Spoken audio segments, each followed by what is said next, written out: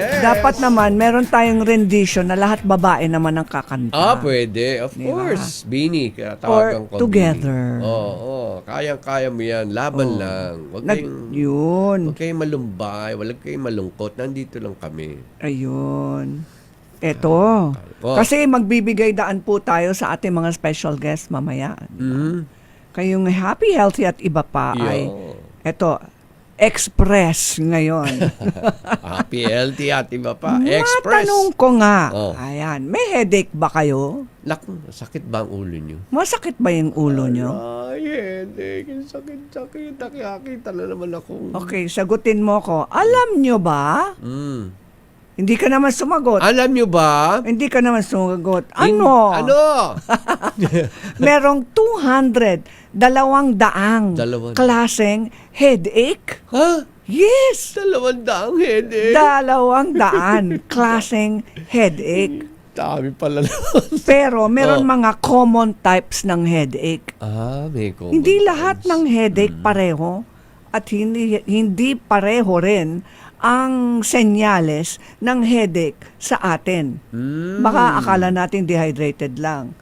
Pero Iba-iba may pala. mga ibang headache na nagbibigay ng senyal sa atin na there is something wrong. Kailangan ayusin. No, totoo. 200 naman pala yan. Paano ba yan, ma'am? 200 ayon sa mga eksperto, hindi ayon sa akin. Yes. Base sa research lang po ito, kaya matanong ko nga, ano ang headache natin? Ano ang headache? Ano ang sakit sa ulo? O sakit ng ulo? Ang sakit ng ulo ko. At sino ang sakit sa ulo Ang sakit sa ng buhay ulo ko. natin? Ayun, sino ang dami. Ano? Ayan ang marami. Marami. Ang dami masakit Okay. ang ulo ko. Alam niyo yung mga common headaches. Pinaka number 1. Number 1. You make a guess. Anong Syempre, pinaka number 1 na headache? ang sakit ng ulo. Syempre, yung babayarang utang. Masakit Ayan. yan. Sakit Ayan, yan, you sakit. can attribute that to tension headache. Naku, may tension talaga yun. Ayun. Talaga hindi lang tension. Stress. Yun. Kasi yung tension headache, may connection yan sa stress at sa lahat ng mga problema natin. Pag palagi tayong nag-iisip or tinatawag nilang overthinking, Yan. naninervyos tayo, Oo nga. natatakot tayo, Tama. na may epekto po yan sa ating katawan. Yan ang epekto ngayon ng mga kandidato ngayon. Yun. Natatakot ngayon sa dami ng Yes. ginastos. Paano na? Yan. Paano ibabalik? Most common headache, tension type headache, mga kababayan. Type. Mga tension type. It can last 30 minutes or pwedeng 7 days. Naku, ganun Depende kalayo. sa atin. Ano ang remedyo dito? Ano ang remedyo sa ganyang katagal? Ang 7 remedyo days? dito ay relax lang. Naku. Stop overthinking. Stop over. Yan ang maganda. Totoo yan. Sa dami stress, lalo ng mga kabataan. Hop, relax. Deep breathing. Yes. Number 2, ang isa pang common headache ay ang migraine. Yun ang tinatawag ko sa school. Migraine ako, ma'am. Can I go out? Yes. Migraine. Ang migraine may connection din yan sa kulang sa mga mineral tulad ng magnesium. Ayun na naman si magnesium. Talaga si magnesium, ano yung pala kailangan? Lifesaver yung magnesium na yan. Okay, saan natin makukuha yung magnesium? Regular natural foods tulad ng green leafy vegetables. Mga bata. May mga dairy vegetables. din. Basta fresh ang food. Fresh. Hindi galing sa, huwag kayong magalit, hindi galing sa lata. Tama. Hindi, Fresh ang dapat, sinasabi fresh, nila. Yes. Or tinatawag nilang whole food. Whole food. Galing sa palengke. Galing. Straight from the Tama. from the farm. Of farm. course. Kaya, Farm to table sana. Kaya kayo man nasa kanayunan, swerte kayo, nandyan lang kayo, kakapagtanim Yes. kayo. Yung migraine headache can last for maraming araw. Naku, Grabe. ano ba yun? Tapos may epekto sa ating bituka, may vomiting, may nausea, Ayun. at meron ding visual problems. Naku, Kaya naglalabo karamihan ba sa to, mga ha? taong may migraine, talagang Sakit. pumapasok sila sa isang silid na napakadilim. Dilim, parang Di nila kaya yung ayun, ilaw tulad kaya nito. pala. Okay. Kaya pala Or pumapasok. syempre medication. Magbibigay ng doktor ng reseta at inumin nyo. Hindi Number ba- 3, number three. sinus headache. Naku, yun naman sakit naman. May Yan. sinus kang ganito. Ang init ka, tapos may Yes. ka pa. Yung, Ang laki, alam po ninyo, sakit. yung sinus headache na yan, Sinus headache. pag merong biglang pagbabago sa temperatura Oo. ng kwarto o ng environment natin, let's say, ang init-init sa labas, biglang pumasok ka sa SM. Ang lamig-lamig. Biglang lamig, lalo na sa mga Yung BPOs. Mga pagbibigla ng pagbabago ng temperatura, it can trigger a sinus headache. yung sinus headache. Yeah. Naku, tumatagal din ho ba yun? Ang ginagawa ko, kasi ako sensitive dyan, nakatayo lang ako sa may pinto. Oh, okay. so sa likod ang mainit, sa harap na sa lamig. So parang Tama. masanay ang katawan. Oo. Unti-unti, Acclimatize. ayan, acclimatize ang sinasabi nila. Tama. Yung sinus headache, dull pain, Dull na pain. parang akala mo meron kang flu. Aba, Oh, buong katawan. hindi ko malaman. May epekto yan sa katawan. Kamusta ka na dyan? Hindi ko nga alam Ang pwedeng gawin, ayusin natin, nasal steam inhalation. Yun. Mainit na tubig lang. Oo. lalagay Pag mo. wala tayong peppermint oil, pwedeng maglagay lang ng asin dagat. Asin dagat. Oo. Tama. Inhalation lang yun. Inhalation. Tapos, syempre hydration, inom ng maraming tubig, magpahinga, Mhm. stay away from your triggers like allergies Ayun. to food, dust, and change of temperature. Yung... Dehydration naman, isang klaseng headache. Naku, yun ang mahirap. Akala natin, Dehydration. kailangan natin ng Lalo gamot. ni- Hindi pala, dehydrated lang tayo. Oo, lalo ni mga beach friends natin. Boss, Yes. dehydrated ka na.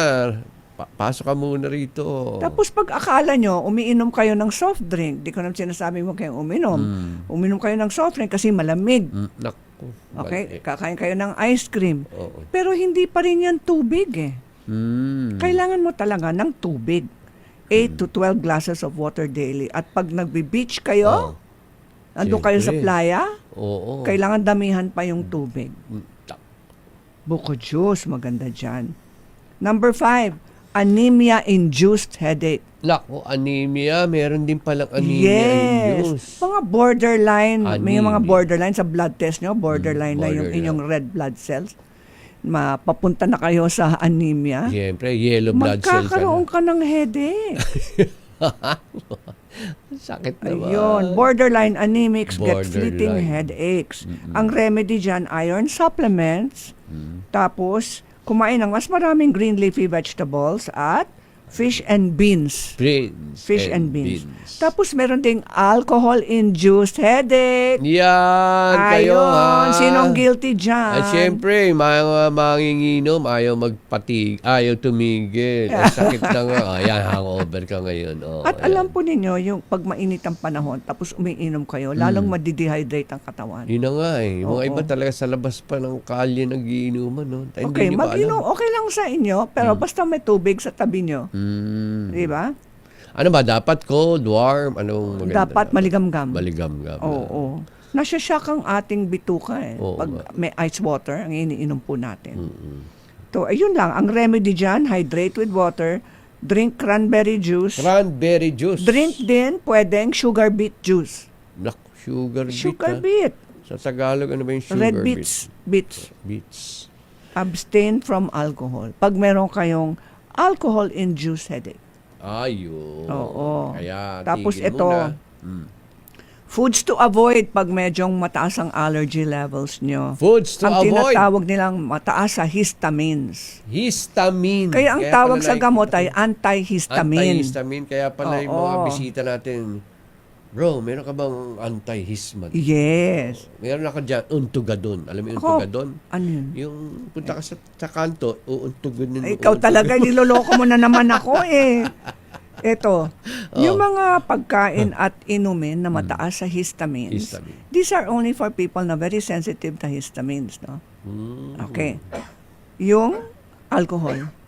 Na naman. Yes, alcohol. Alcohol. Pangalawa, lahat ng mga pagkain na nasa, o canned goods, or pickled food, like Yung pickles. pinipickles, oo. Oo. Cheese, queso, Cheese, queso. processed meat, anything with preservative. Preservative. Tapos fermented food like achara, Ayun ang favorite ko yan. sauerkraut. Sauerkraut. Di ko naman sinasabi huwag yung kainin. Kung sensitive lang po kayo. Tapos tomatoes, eggplant, Mhm. Spinach, pineapple, citrus fruits, no, lahat ng paborito ko. Chocolate, sardines, mackerel, nuts and peanuts. Pero, sa totoo lang, mataas sa histamine sila. Kung sensitive po kayo Kung sensitive sa histamine. Oo. Yan tinatawag na histamine intolerance. Histamine Yun. intolerance. Kailang, in the end, wag nating kalilimutan, moderation na lang Moderate. ang pwede nating gawin. Yes. Best advice Lahat yan. best advice at payo ng mga doktor. In Everything. moderation. Hinay-hinay lang. Hinay-hinay kayo in moderation. Alam ko naman piyesta ngayon Yes. season. At itong Dahan-dahan. positive thought natin for the Positive. week, Ayan. na alam ko lahat ng mga kandidato na nagka-campaign ngayon ay sinasabi nila ito. To. Walang katulad ko. Ah! There is no one like me. No one like me. Ako lang. Lakas ng Tama dating. ba? Siyempre. Walang lahat. katulad ko. Siyempre. Siyempre. Pero meron akong vice mayor katulad namin. Yan, ganyan. There is no one like me. Walang Yes. katulad ko. At saka last advice po, uminom po tayo ng tubig. Naku, yun naman. Tubig naman. Huwag maghintay Huwag na maghintay. mauhaw tayo. Oo. At magtipid sa tubig, siyempre naman. Siyempre naman. Alam ko naman mainit ngayon. At pati mga halaman natin, naawa ako. Oo. Oo nga. Sabi nila pag magdidilig po tayo, sunset. Ayun, Not- sasabi ko sa inyo not- eh. Merong mga iba nagdidilig noontime, Ay, mali tanghaling nga. tapat. Tama. Mas mabilis ang evaporation ng tubig. Evaporation. Tama, mga 5 o'clock. 5 o'clock is the best time. Kaya gather. Yun. Nako. At siyempre, marami tayong binabate. At Yes. ano ba yung abono party list? Anong 110? Yun. Ikaw, Pangasinan. 110? Ano ba yung mga ano natin Ay, yung kaibigan? akin, Mamaya. 145 ba yun? 145? 125, Kamalayan. 125 125 Kamalayan Kong ni Carol Congresswoman Carol Tanchay. Oo. At ang kanyang plataforma ay kalusugan Aba, ng health. buong bayan. Health. Ayun ang maganda. Ayun maganda. Health. Na maganda pala yung maging partner yan dahil talagang tayo ay Diba? happy, healthy, Healthy. at hopeful, at healthful. Kaya maganda Yes. mag-partner yan. At para wealthy. i-help. Ayun. Kasi at iba pa eh. O, tama. Pwede yun. Happy, healthy, May and mga wealthy. mentors tayo darating. After elections na, ang dami nakalinya po kasi Yes. kaya pinagbibigyan natin ng Oo. ating mga kaibigan. Nako, yung mga senatoriables. Good luck po, good luck po. Alam ko magagaling po kayo. Kaso isang dosena lang po. Ganun talaga eh. Oo. Nako, yung mga kaibigan nga natin, baka daw magkagitan sila. Dalawa na lang nga sila. Kaya isa lang yatang pipiliin sa kanila. Kawawa. Ay, nako. Talagang ganyan ang buhay. Next time. Ganun talaga. Basta- Parang beauty pageant din Oh, yan yan. eh. Oo. Uy, tama. Katatapos lang ng Miss Universe Philippines. Miss Congratulations sa mga Congratulations. winners nila. Ang Ang gaganda Ang ng gaganda, selection. nakita ko yung Oo. ano, Kay, parang- Iba talaga. congratulations kay... Iba talaga ang kagandahan ng Pilipinas. Oo, sa mga winners ni Jonas Gapod ng Miss Universe Philippines. Galing. Mutya ng Pilipinas, ma'am, sa inyo. Kailan yung Diyan na nyo? Pilipinas, September pa kami. September. Pero Pero meron mag-announce na kayong kami after the other pageants. Malamang may announcement na kami ng Mayo o Hunyo. Mayo o Hunyo. Pero ang darating ngayon sa Hunyo ay ang Miss Environment International. Ayun. Yan. Dami. Kasama na ang Climate Change Commission ng Pilipinas. Ayun, okay. Magandang Sponsored by plataforma climate yun. change talaga. Yes, Okay. it is 4:42. Yes. We will be right back for Kaya Mo Yan Part 3. Happy Easter! Diyan lang po kayo.